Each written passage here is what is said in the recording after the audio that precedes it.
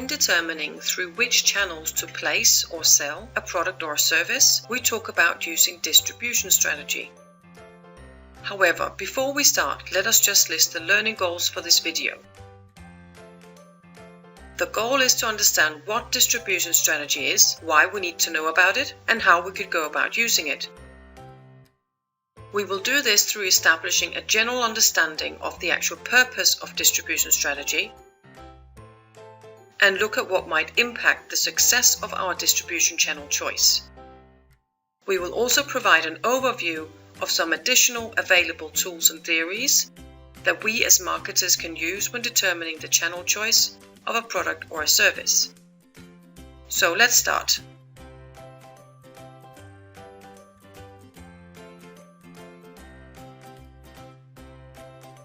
What is the purpose of distribution strategy?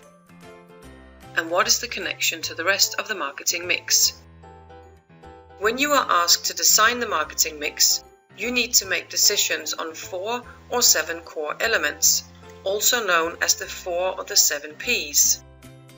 First of all, any issues concerning the product. This would include packaging and all other elements in connection with the product. Secondly, a decision on price. Thirdly, you will need to decide on the place, which is what this video will address. We will also need to make a plan of which promotional activities we will carry out in order to tell our customers about our product and encourage them to buy. If we're dealing with an offering that is better described as a service, or perhaps a product that includes large elements of service, we might also want to look at the additional 3 Ps. The people that are involved in delivering the service, the process that our customers will go through in order to receive our service, and the physical evidence, any visible or tangible elements that the customer will see, hear, or in other ways experience when receiving the service. None of the 4 or the 7 Ps should be decided on in isolation. However, place is the P which we will focus on in this video. So, why is it important to make sure we choose the right distribution channels? Let us use an example. This business produces French cakes and desserts. In these modern production facilities, well-educated confectioners develop recipes and create delicious cakes and desserts ready to be sold and distributed to cake-loving customers. What will impact the success of the chosen distribution channels? And subsequently, which considerations are relevant when making their choice of distribution setup? Let us imagine that they had the idea of selling their cakes and desserts in rural areas through roadside self-service booths where customers were expected to show up and purchase the products without any assistance. In this case, we could argue that they should first of all have considered some market factors. Firstly, what is the location and concentration of their customers? Is it likely that they will be able to sell to a suitable amount of customers with this kind of setup? Secondly, do their customers expect to buy these types of cakes and desserts at roadside booths? If not, it could be a challenge to convince them of the value in doing so. Thirdly, we would advise them to consider whether the customers would be able to get the information and service expected when using this type of setup. Our recommendation for French Cakes Corporation would, amongst other factors, depend on their answers to these questions about market factors. Let us imagine another scenario where French Cakes are considering establishing a chain of French Cakes cafes, through which they will sell their cakes and desserts.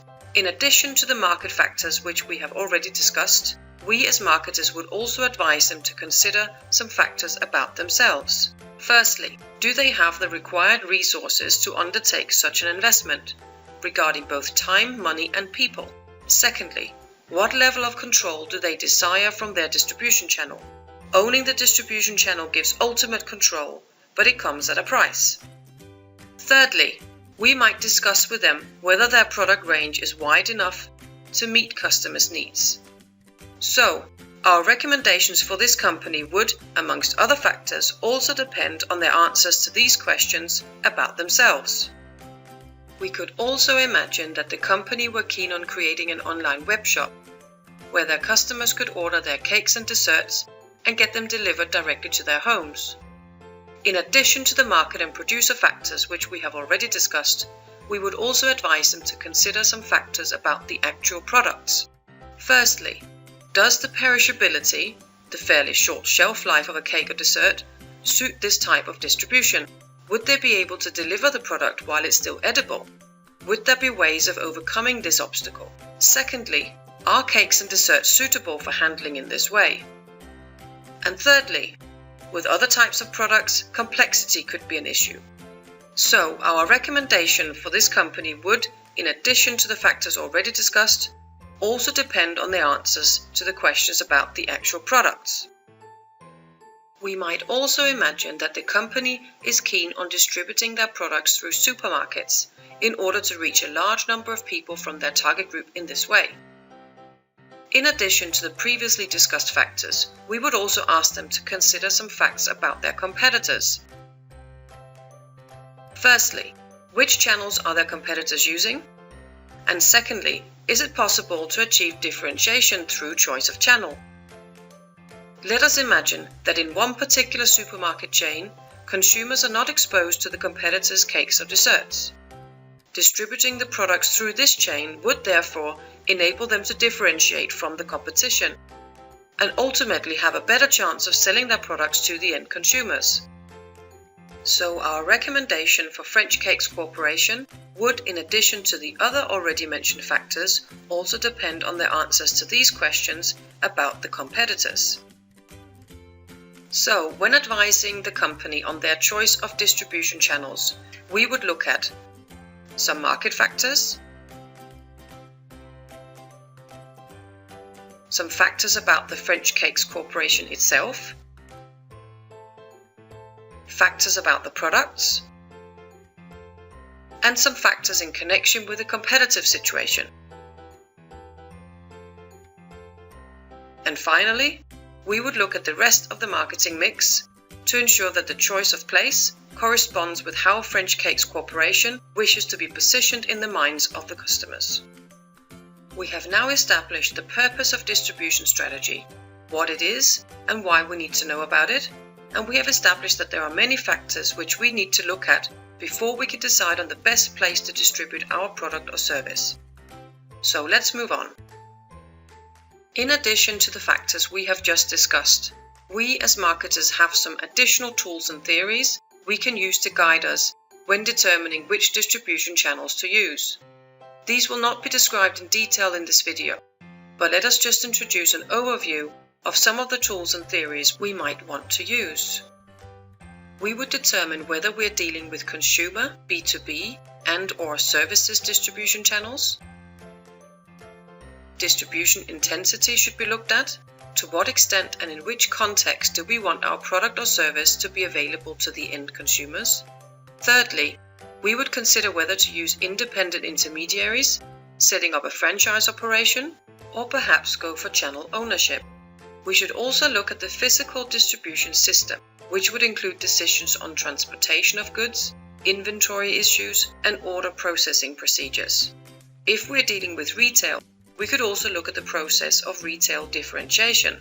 Finally, we should also look at how we could manage the relationships with our chosen distribution channels, so that it remains prosperous for both us and for the different parties within the channel.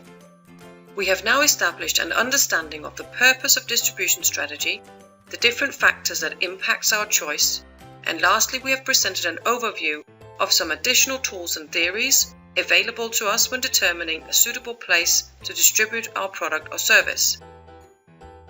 To learn more about distribution strategy and how to use the different tools and theories introduced in this video, I recommend that you read Chapter 17 in David Jubber and Fiona Ellis-Chadwick's Principle and Practice of Marketing Management, 7th edition.